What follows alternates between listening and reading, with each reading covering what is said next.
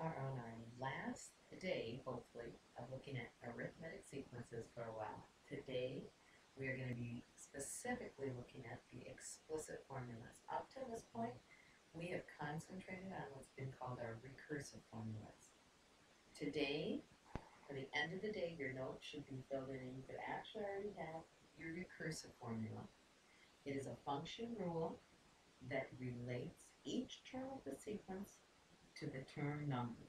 And you should be able to get this from your previous notes. An explicit formula is what we're going to talk about today. It's a function rule that relates each term of the sequence to the term number. So where recursive always referred to the term before, this one refers to the term number. This is a lot like slope-intercept. And then we'll see the arithmetic sequence for the explicit formula for arithmetic sequence today. So, if you think about this equation, the linear equation, y equals 4x minus 5, suppose you substitute the natural numbers 1, 2, 3 into the equation. It would give us these numbers, negative 1, 3, 7, 11. It says, can this be considered an arithmetic sequence? If we substitute n in for x and a to the n, we would have, for y, we would have this formula, a to the n.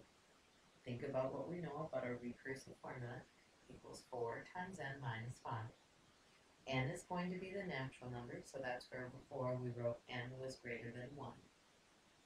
Do we have a common difference? Yeah, the common difference is adding 4. And do we have a first term? So it says, which of the following does not describe an arithmetic sequence? So if we are looking at this one in your notes, you're going to be back on page 13 and 14. Is this one going to be arithmetic? No. If you think about the numbers, you would have had negative 5 for your first term. You would have had 2. Then you would have had 21. The n cubed. Yes, if we look at the next one, it looks like we have a common difference that we start at. If we put in 1, we'd have 11. If we put in 2, we'd have 15. We'd have 19. Our common difference here is adding 4. If we look at the next one, let's think about what is our first term. Well, our first term, if we plug in a 1, 2/3 minus 5/3 would be 3/3, or a negative 3/3, or if we are looking at that, negative 1 would be our first term.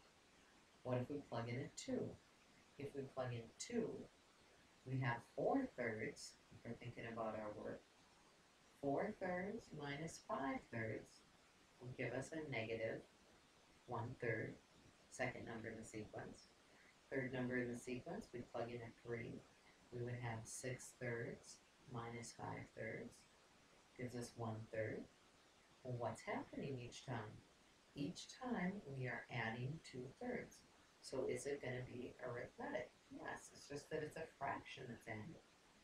If we look at, so this one would also be a yes, and indeed, if we think of what our starting point is, if we plug in 1, we would have had negative 2 plus 2/3. So our first term in the sequence would be negative 1.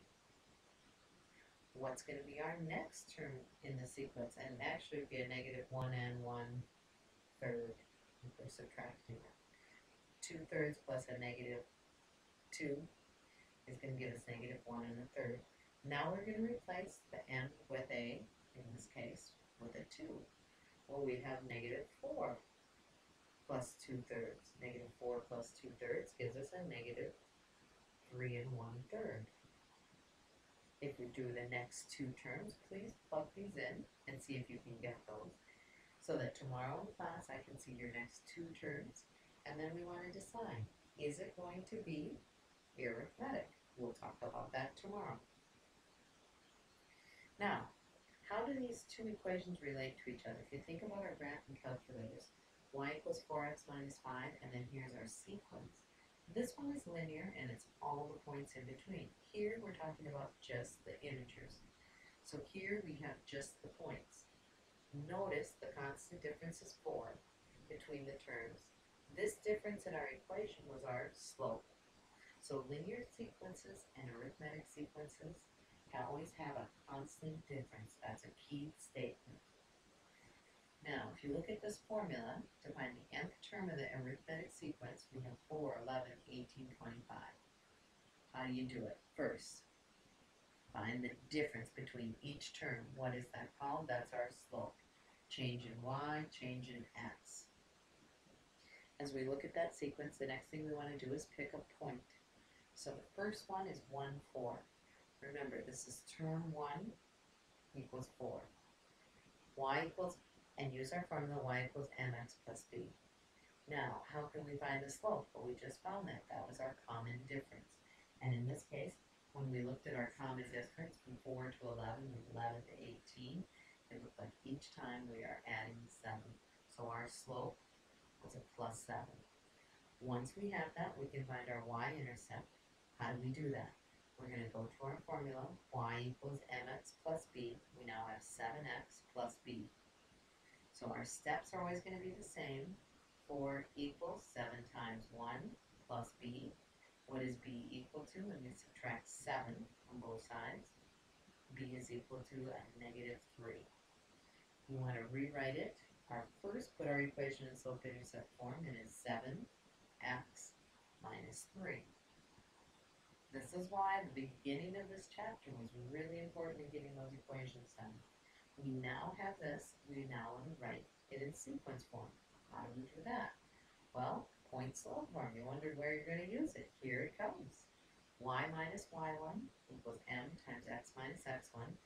To find our equation, you want to replace the y with a to the n and x with n. And this is going to give us a nice formula.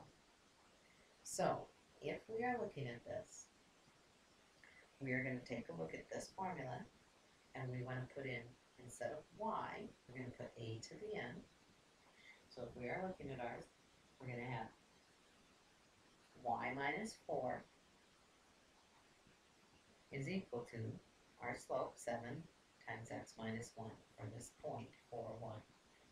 Next thing we want to do is we want to replace y with a to the n. A to the n minus 4 equals slope of 7, not going to have x, n minus 1. Now, as we look at this formula, the only thing that we probably don't like is that we have the a to the n not by itself. So, how do we get it by itself? We add 4. So our new formula, a to the n, we call this our, when we look at our formula, we think of this in our sequence that we're writing this equation, our common difference, 7 times n minus 1 plus 4. Remember, the plus 4, that's always our first term. This is our common difference.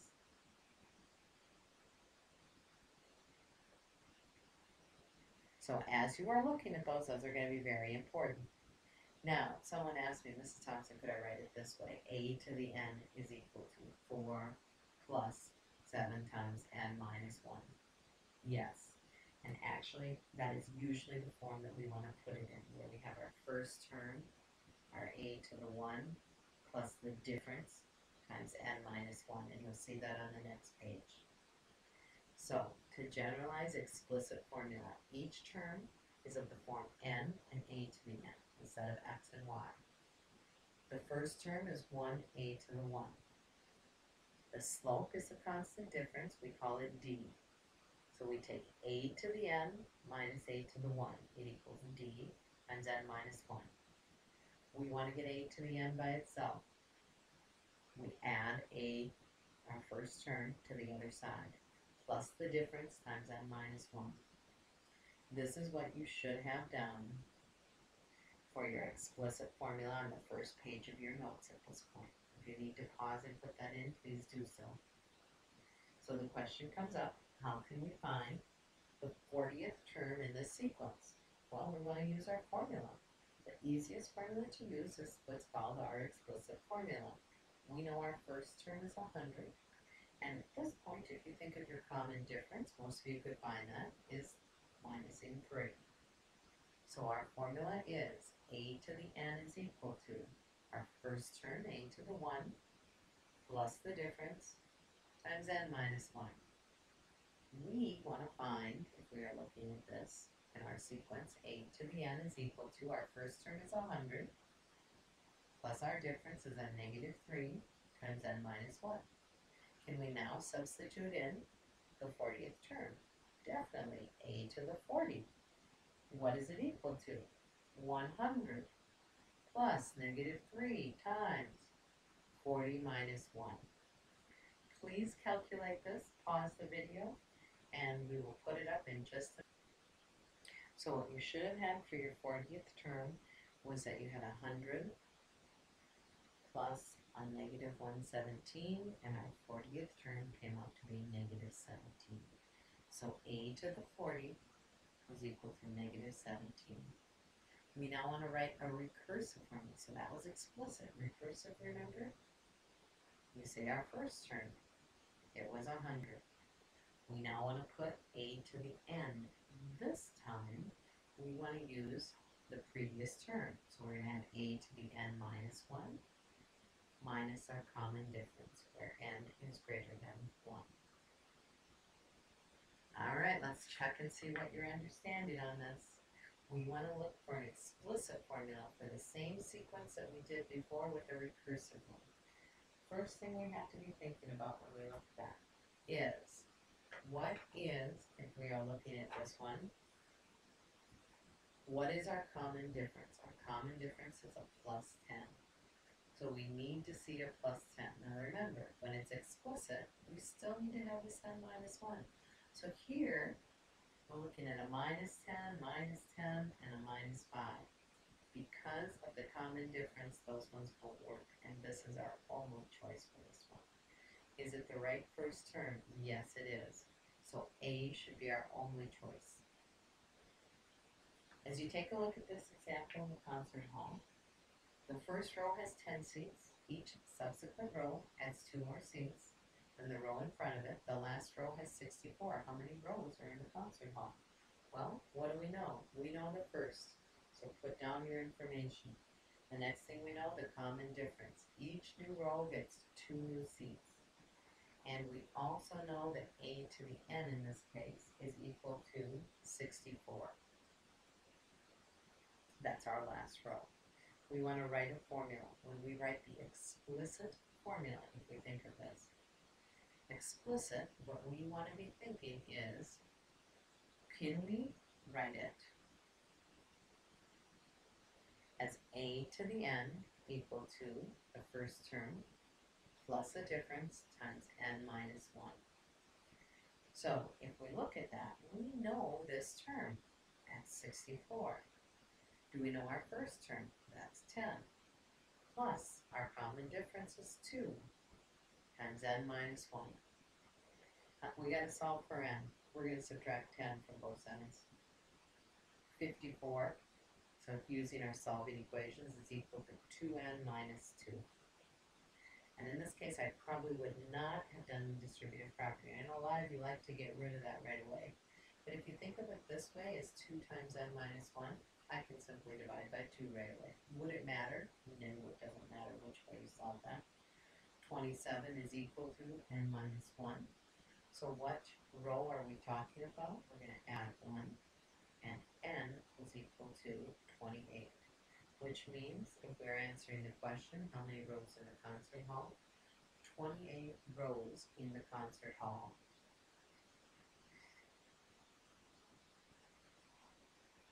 You can hear when I'm writing on this, it's kind of weird.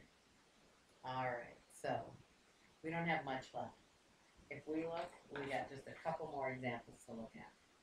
Please try this one at this point using the formula. We're going to check it in class tomorrow. Here is one more that I want you to check for understanding. The wading pool has a depth of 36. It's draining at 3 inches an hour.